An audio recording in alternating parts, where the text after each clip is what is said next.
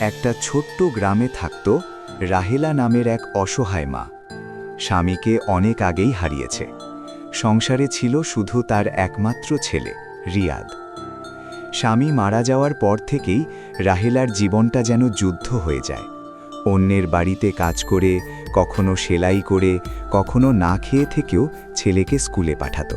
তার একটাই স্বপ্ন, আমার ছেলে একদিন বড় মানুষ হবে। রিয়াদ ছোটবেলা থেকেই মেধাবী ছিল। মায়ের কষ্ট দেখে সে পড়াশোনায় আরও মন দিত। একদিন সে শহরে গিয়ে কলেজে ভর্তি হলো। মায়ের চোখে তখন আনন্দ আর কষ্ট একসাথে। ছেলেকে দূরে পাঠাতে হচ্ছে, কিন্তু তার ভবিষ্যতের জন্য। রাহেলা নিজের শেষ গয়না বিক্রি করে ছেলের পড়ার খরচ চালাত। অনেক সময় রাতের খাবার না খেয়েই ঘুমিয়ে পড়ত, কিন্তু কখনো ছেলেকে বুঝতে দেয়নি। বছরের পর বছর কষ্টের পর একদিন রিয়াদ বড় একটা চাকরি পেল শহরে। তার জীবন পুরো বদলে গেল। বড় ফ্ল্যাট, দামি গাড়ি, সব কিছুই পেল সে।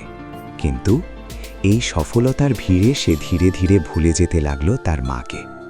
প্রথমে ফোন করত নিয়মিত, তারপর সপ্তাহে একবার, তারপর মাসে একবার, শেষে একদমই না।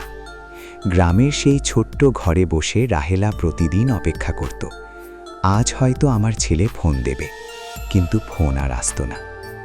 একদিন অসুস্থ হয়ে পড়ে রাহেলা। পাশের বাড়ির এক মহিলা শহরে গিয়ে রিয়াদের কাছে খবর দেয়। রিয়াদ অনেক ব্যস্ততার অজুহাত দিয়ে বলে, আমি পরে আসছি। কিন্তু সেই পরে আর আসেনি। কয়েকদিন পর রাহেলা পৃথিবী ছেড়ে চলে গেল।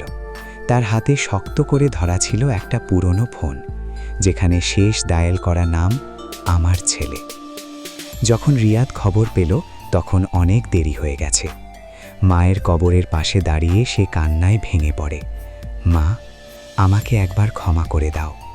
কিন্তু তখন আর শোনার মতো কেউ নেই, শুধু নীরব কবর আর বাতাসের শব্দ।